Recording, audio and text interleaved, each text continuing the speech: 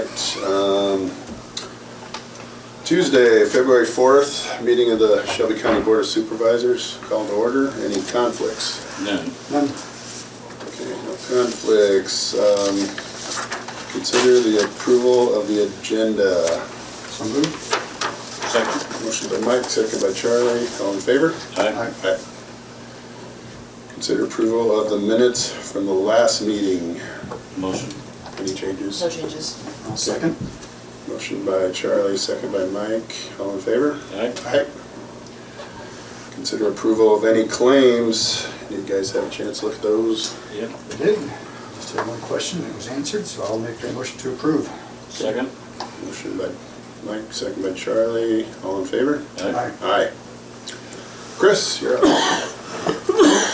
Good morning, everybody. Chris. How are you this fine, Dave? I'm fine, you? Well, as long as I stay inside. That's true. We can all tell winter is still here, and it's not done with us quite yet, At least so. it's not white. That's right, and hopefully it's not. I don't have a whole lot for you this morning.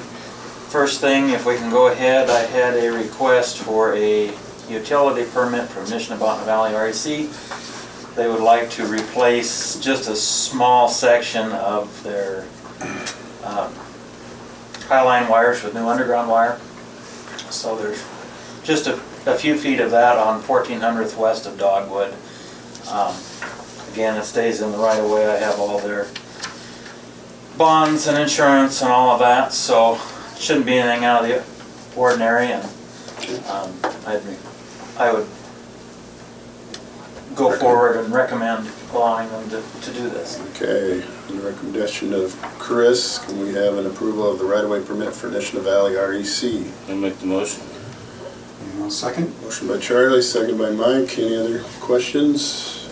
All in favor? Aye. Aye. Okay, Just a few quick things. We're still out brushing. I think yesterday we had 3 different crews running around the county in different areas trying to clean some scrub on some different trees. So right now is a good time to do it. Things are still froze and it isn't slimy, so try and keep our ditches a little more clean and makes things look a little better. So out trying to do that. We are still hauling in broken concrete or riprap to use on our projects from farmers throughout that had some they would like to get rid of. So right now we're west of town, trying to get as much of that as we can. I know some of it is still frozen to the ground. There was one place we tried. Couldn't get it, so we'll have to go back there with our crew again, but that benefits us in the long run too. It's a valuable process. It is. It's a valuable product and it saves us some money. We use it on a lot of different projects, so that helps us out. Other than that, obviously winter came back this morning, so they are talking maybe we could see a little mixed precipitation or something odd Wednesday night, Thursday Maybe some night. freezing rain. We don't need that. We don't need that. Wants to do something, let us know. Yeah. Don't want that either. So we do have the trucks, or we'll have the trucks all put back together and ready to go if we do need to go out on the highways and hit some spots. So we'll see how it goes. We've lucked out in the past and hopefully we'll this time also. So that's all I really had this morning, unless you have any questions. Storm damage at the landfill all complete? It is. Everything's put back together and Great. we're running like normal. So Alright. it's a good feeling to be able to shut the buildings again. Yeah. I was going to say, that makes you mad. Yeah, it did. It did for long enough. All the hail damage at the office, and that stuff needs That's to be repaired. that still has to be repaired. Everything's turned into the insurance company. I haven't heard back, but at least that nothing's leaking and nothing's open. So Good, good. we'll get along with it this summer, or this next season, and see how we do. Do we have vehicles damaged? Yeah, there was some hail damage to things, but nothing too exciting. Okay. Nothing that really needs repaired. We might have to do just a couple of small things on a couple of the larger trucks, but otherwise, we lucked out. Let's hope for a quiet season next year. Every day. All right, thanks, Chris. Thank you. Jenny Thorson, our EMS interim director. Hi, Jenny. Morning.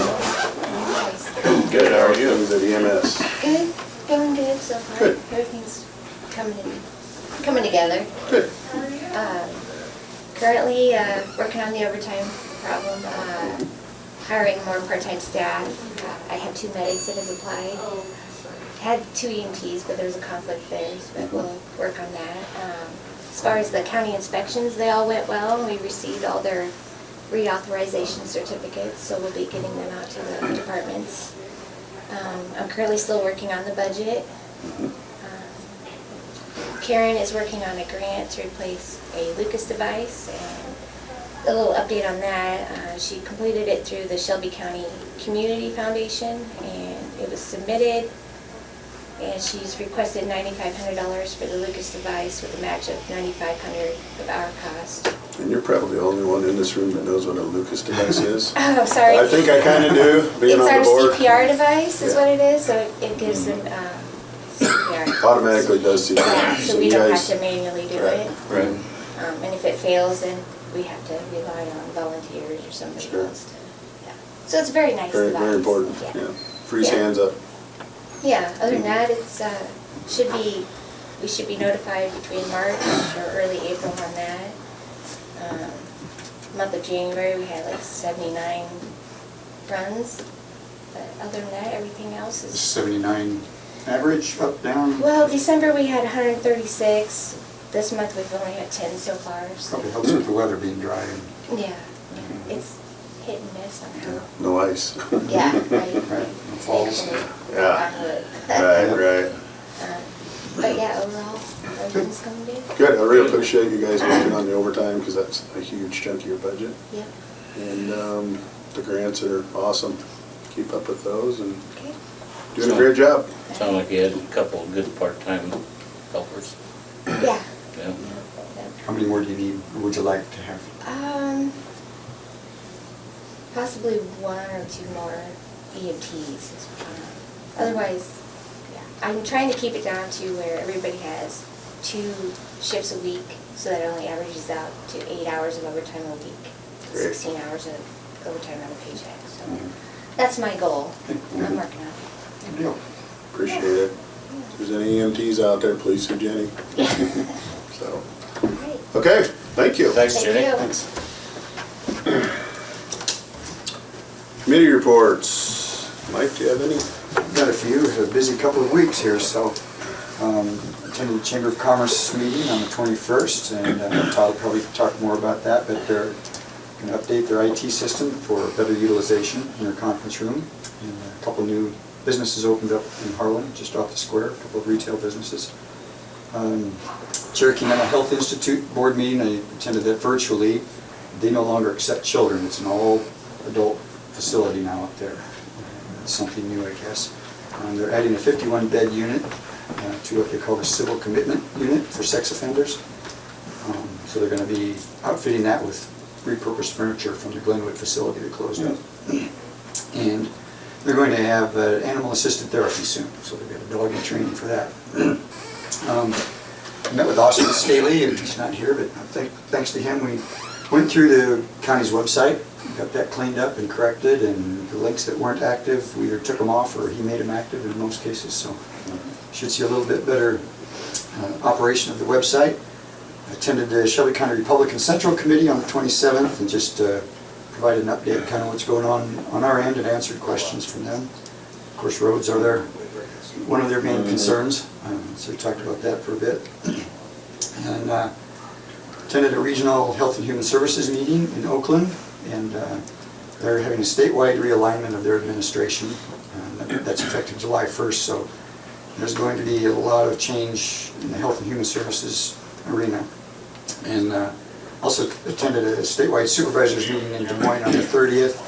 They talked about the Health and Human Services changes, coming a lot of concern there with a lot of questions yet to be ironed out. Some of the fees may come back on the counties if everything doesn't get settled before July 1st. It's normal. Yeah. I did have time to visit with the Summit Carbon Solutions folks for about 20 minutes, just one-on-one, and kind of again voiced what our concerns were with it, and suggested that they get somebody out here to meet with the public sooner than later again to answer more questions. And she said she would do that. The legislature that we discussed at that meeting also was the 2 files, 2 pieces of legislation on eminent domain and the notice for property owners for the 10-day notice before surveyors could come on their property. Nothing's been decided on that yet, still in committee, I think. So that's what I've been up to the last couple of weeks. Thanks, Mike. Charlie? I don't have anything. Conservation Board, of course, they're doing a lot of tree work this time of year with the weather the way it is. Lots of dead ash and all kinds of dead trees from wind damage and everything else, so this is a good time for them to get away and do that. They're putting signage at the Newly Habitat area, which is about a mile north of Botna. It's an area Pheasants Forever purchased, and the county's going to maintain. So it's about 30-some acres of habitat, public hunting, and signage is going up, I believe, next week. So it's a really nice area. Nishnabotna River goes through it, and the Newly family up there kind of work with the Conservation Board, and should be a great area for the community. Southwest Iowa Juvenile Detention Facility, we worked on the budget there. Shelby County's portion is going up about 3.59%. So I believe there's 10 counties in that facility with an overall budget increase of 7.5%. And most of that's just salaries. That's one of those places that you bring people in, you train them, and then another county offers more money and boom, they're gone. So we had to get their salaries up so we could retain people. So those are the two reports I have. Todd Valine. Good morning, everybody. Good morning. How are you today? Well, not too bad. I mean, As long as you stay inside. we got one chamber day in on Sunday. That was a nice day. So, got a lot of stuff done that day, but, yeah, no, it's right back into the deep freeze, so, welcome February. Few items to point out. So, in March, on the 21st at Vets, we have our upcoming annual awards banquet. So we have opened up to the public the opportunity to make nominations for our 2024 Citizen of the Year Award. So this is, anybody in Shelby County can be nominated. We're looking for nominations of folks who have shown excellence in service and volunteerism to Shelby County. They do need to have been a resident of Shelby County for at least a year. And what we ask the public to do is just write us a letter and explain to us, or they can send us an email too, as to why they're nominating this individual. In the past, we've received a lot of nominations from people that are nominating individuals who are actually, the things they're being nominated for is their job. So that happens a lot with, first responders or our sheriff's department or things like that. So we ask that they nominate individuals for things that they're doing outside of their normal operations. So again, they can send us a letter at the chamber office, which is 1901 Hawkeye Avenue, or they can email it to info@exploreshelbycounty.com. And we ask that those submissions get to our office by February 21st. Then we'll have a committee review the submissions we've received, and then we'll make the announcement, of course, at the banquet as to who the Citizen of the Year is.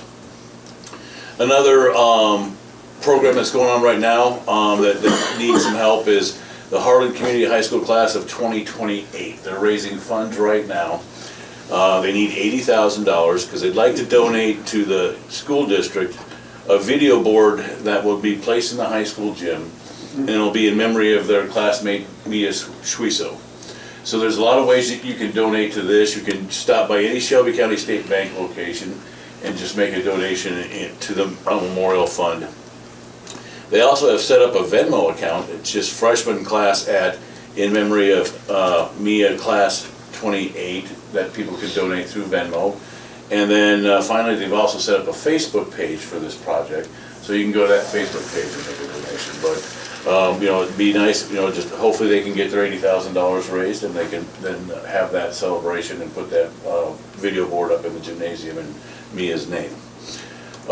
Sunday, February 16th, the annual Defiance Fire and Rescue Chicken Supper will be coming up. That's going to be at St. Peter's Parish Hall. They're going to be there from 4 to 7, serving Staley's roasted chicken inside. It's only $15 per person. And again, all the proceeds go to Defiance Fire and Rescue. The other thing that they've added for this particular event is they're They've got a couple of guns that they're gonna be raffling off. Tickets are $20 each or 3 for $50. See me, I've got tickets. And see, yes, The guns are in my gun safes. there we go. If you wanna see them. You can do that, or you can go to Smitty's Food and Fuel and get tickets there too. But yeah, I mean, and from what I've seen of the promotions on the guns, that it looks like, yeah, they're nice pieces. It's hard to put them out on social media because our current social media doesn't like you to put anything out that says the word Shuts you down gun. right away. So, yeah. So just, yeah, go take a look. And then another very fun event coming up on Saturday, February 22nd. We, the Chamber, have been participating in this event for a few years, from 5 to 7. It's over in Shelby at the Cardinals Lofts. It's their annual soup cook-off. And it's really is, it's just a lot of fun. Good one. Yeah, it's, they've got a big raffle that they do. The grand prize will be a 65-inch smart TV. And then you get, it's usually 12 soups, and the reason there's only 12 soups is because the space and the power in the building is limited. Once we all plug in our crock pots and our slow cookers, that's about all that building can handle. So we're down to 12 soups only. But it's always really good. And it's only $6 for adults. Children ages 5 to 13 are only $3, and kids under 4 are free. And it's all you can eat. We have, of course, we have little sample cups, but you know, you can come back and get as many samples as you want. And a lot of the people at the different tables are pretty proud of how many soup bowls they stack up on their table to show how much they eat. So, And you need to try them all, 'cause they're good. oh yeah, they are good. Now there's another program coming up Thursday, March 6th at Iowa Western Community College. They're doing this in partnership with First Responders Foundation, and it's a free training session on suicide prevention. And it's gonna be out at the Iowa Western Community College here in Shelby County on March 6th from 6 to 8 p.m. The training courses are free and they're open to anyone in the public, but you do need to go to the First Responders Foundation just to register, so they know how many people are gonna show up. The course focuses on enhancing skills, personal growth, wellness, and the community impact of first responders in regards to suicide prevention. And then finally, Friday, we had a great groundbreaking ceremony over in Shelby. They have 30 lots set up right off of East Street, just past the industrial park as you're going into town, for residential housing development. Angela Fritz with Hometown Homes, and when I was talking to her, one of the interesting things I found out is she is one of only 3 female contractors in the entire state of Iowa building homes right now. So yeah, that was kind of an interesting backstory on her. She's the current contractor on the site. They're putting up 3 homes to start. But the lots are there to be developed in multiple different ways. They can be single-family homes. They can be duplexes, even if somebody wanted to take a few of the lots and put up a small apartment building. But it's just, you know, the city of Shelby's just looking to get some homes started. They were doing some individual homes, and what they found out was every time somebody built a home, I mean, it sold before it was done. So they're like, well, that's pretty obvious to us that we should probably get some lots set up so we can get some homes built here. So looking forward to watching those go up over the next couple of years and seeing that addition to the city of Shelby. With that, that's about our report. We are looking forward to some ribbon cuttings coming up. Like Mike mentioned, we have a few new businesses, and they've all, you know, I think they want to wait till the weather gets Sure.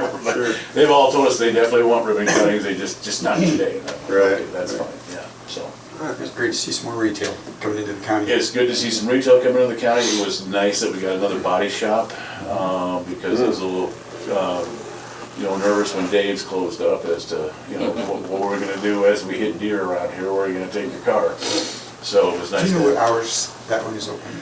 They haven't told me the hours yet, because they're still setting up. You know, they, at least I've seen them starting to advertise that they're there. I've heard it on the radio, you know, so it's good that they're promoting the fact that they're there. But he told me. I tried to stop in a few times just to say hello and see the place. Yeah, no, he just told me give him a little bit of time, because they're still trying to get stuff in there and get things set up. Good. So, Excellent.